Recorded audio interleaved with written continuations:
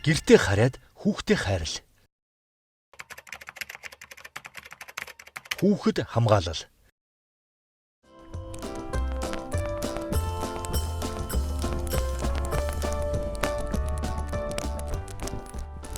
Баяртай жээ, та намайг орой тарахаар ирж аав тийм үү? Дугаар хүнд гай болоо зүгээр орой ирж чадхад өөрөө яваад хараарай чи.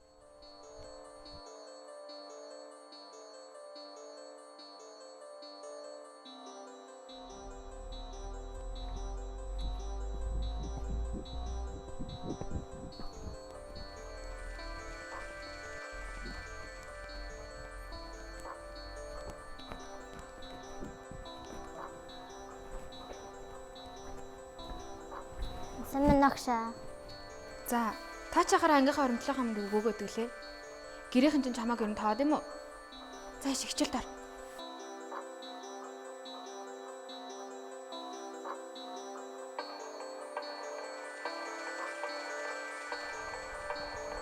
Сайн найз өнөөдөр чамайг хий үргэж ирсэн бэ? Би ямар чиний найз юм уу дандаа хичээлээс очирч ирдэг юм бэ?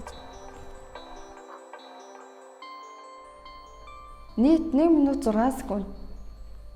Тийм ээ, 1.6 минутанд ийм жоох охиныг ийм асар богинохон хугацаанд үүнээс илүү яаж зовоох юм бэ? Үл хахрах, хууль дүрм заагагдаагүй төлбөр хурааж нэхэгдэх үе тэнгийнхний дарамтанд 7 настай хүүхэд өртөж байна. Хэрэв эхнэр нөхөр чинь таныг тоохгүй, үл хайхраад ад үзээд байвал аль эсвэл ажлын даргачин цалингаас ч дур мэдээд хамаагүй суутгаад байвал бас ажлынхан чинь дорд үзээд доромжлоод байвал та яг яах байсан бэ? Гэхдээ 2 минут төрөх хугацаанд ийм зүйл болсон гэд бодоод үзээрэй. Таныг яг ямар байхыг би төсөөлж чадахгүй байна. Ямар ч тач яг тэр үед өөрийгөө хамгаалаад сүуд болж байна гэдэгт би л итгэж байна. Тэгвэл бусад хүүхдүүд саяхан шиг саяныхаас ч илүү дарамт чахалт, үл тоох харилцаа байнга л явагдаж байдаг шүү дээ. Харин чинь жоохон охинд өөртөө баймааргүй төсвөр төвчээр гаргаад чадлан барагдаад сууж байна шүү дээ. Зарим нэг нь өөрөө ч тоохгүй байгаадаа ч биш. Ингэж л байх ёстой юм гэж боддог юм шиг байгаа. Энэ нь яг үндэ үнэхээр амар. Та нар энийг сонсоод үзтээ. Чи орой гэхэд 20,000 төгрөг олоог бол бити энэ хаалгаар ороор заа юу? Чи нэр төргөж яг юу байсан бэ? Танаа ангийнхан чинь чамайг угаасаа л тоодоггүй үсттэй. Их нэрлэхгүй амтан байх нь чи. Найз, чи яагаад ганцхан чамд урссан зургийг минь цахим сүлжээнд тавьчихсан юм бэ? За, тэнэг охин чи юундаа ихэн болоо? Чиний би түглээгээд юу нэхгүй сүртэй амтан бэ?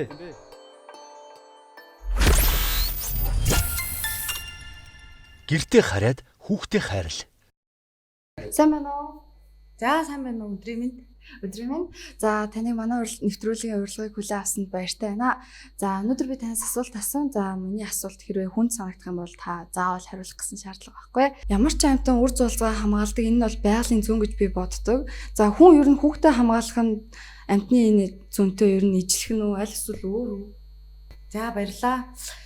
За аливаа амтны хүүхд зулцгаа хамгаалах, хайрлах, хүн хүүхдээ хайрлах, хамгаалах гэдэг бол амьд байгалийн хуулиараа бол ижил төстэй.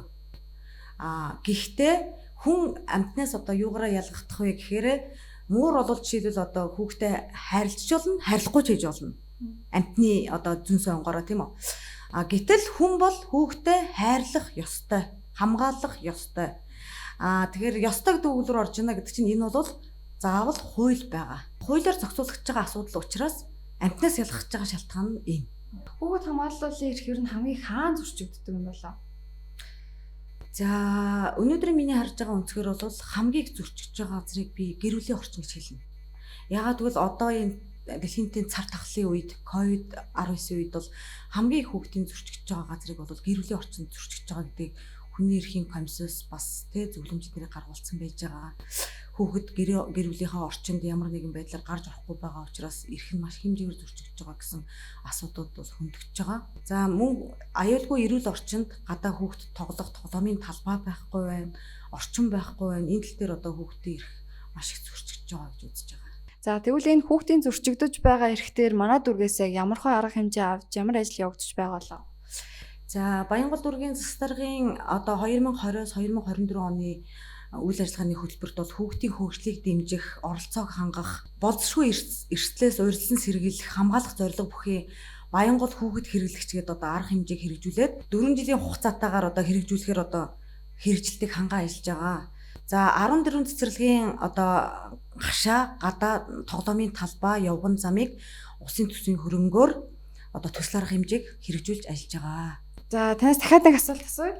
За хүүхдийн эрх ер нь бол гэр бүлд нэлээд их амар зөрчигддөг, гэр бүлийн орчин зөрчигдөж байгаа ч бид нар ч мэдэхгүй тий хүүхдүүд бодлоо яг юу болж байгаа хин ч хараад мэдэхгүй байдаг. Хэрвээ ингээд эцэгээс хамааралтай зөрчил явагдчихвэл та эцэгт нь яг ямар хөө арга хэмжээ авч юу зөвлөмөр байна? За миний хувьд бол энэ дээр эрх эцэг бол хүүхдтэйгээ хамгийн эхлээд маш сайн ярилцах ёстой л гэж би бодож байна.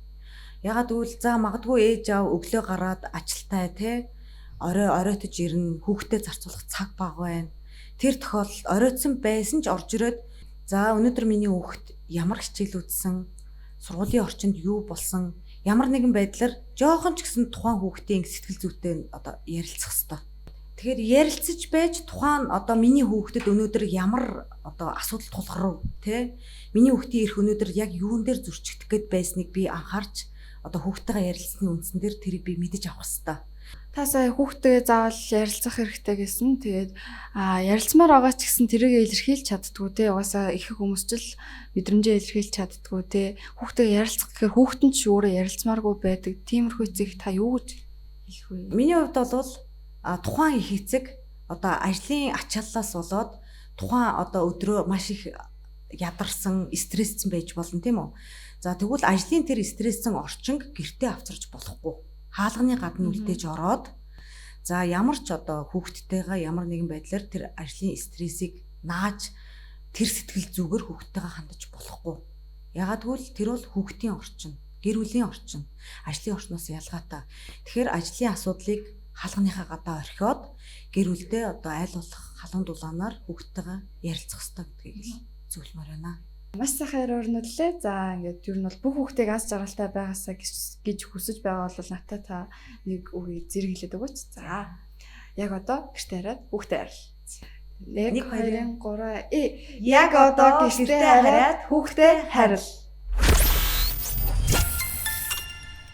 Гэртээ хараад хүүхдээ хайрл.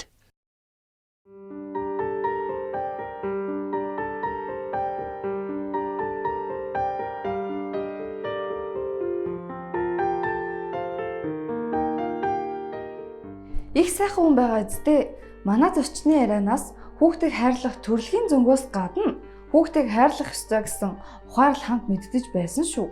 Гэхдээ хүн бүхэн адилгүй. Та нар мэдэх баха. Алдартай жүжигчин Холливуудын од Мэрилин Монро гэж байсан шүү дээ. Тэр ингэж хэлсэн байдаг юм. Би тоглоомын дуртай. Гэхдээ өөрөө тоглоом байхыг хүсэхгүй гэж. Гоё хэлсэн байгаа зү. Нэрээ ч тийм шүү. Хүүхэд бол бусдын тоглоом биш. Шоглоом бол бүрч, уураа гаргадаг, зугаа гаргадаг хүүхэлтэйч. Хин дуртай хүний дээрлэхэж, гадуурхаж, түлхэж байдаг амтан бүрч.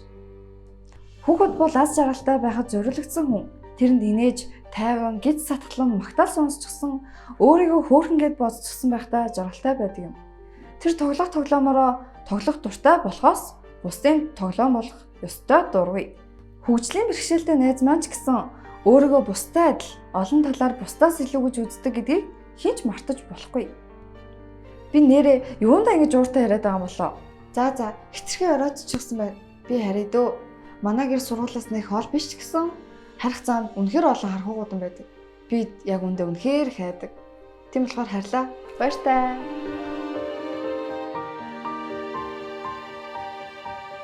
Би яг юунаас яадаг юм? Аахгүй за. Намайг хамгаалах үүргээ мэддэг хүмүүс миний эргэн тойронд зөндөө байгаа.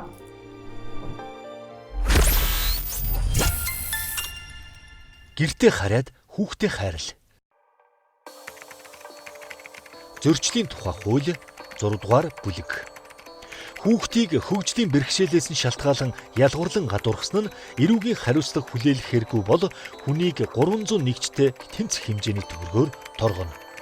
Эрүүгийн хуулиас хүүхдийг альва үйлдэл эсвүүлдэхүйн төлөө удаа дараа хэрцгий харцаж бие махбодын сэтгэл санааны шанал зовир үүсгэсэн бол 1351-тэй тэнцэх хэмжээний төгрөгөөр торгох, эсвэл 7 хоногоос 3 сар хүртэл хугацаагаар зорчих эрхийг хязгаарлах, эсвэл 7 хоногоос 3 сар хүртэл хугацаагаар хорих ял шийтгэнэ.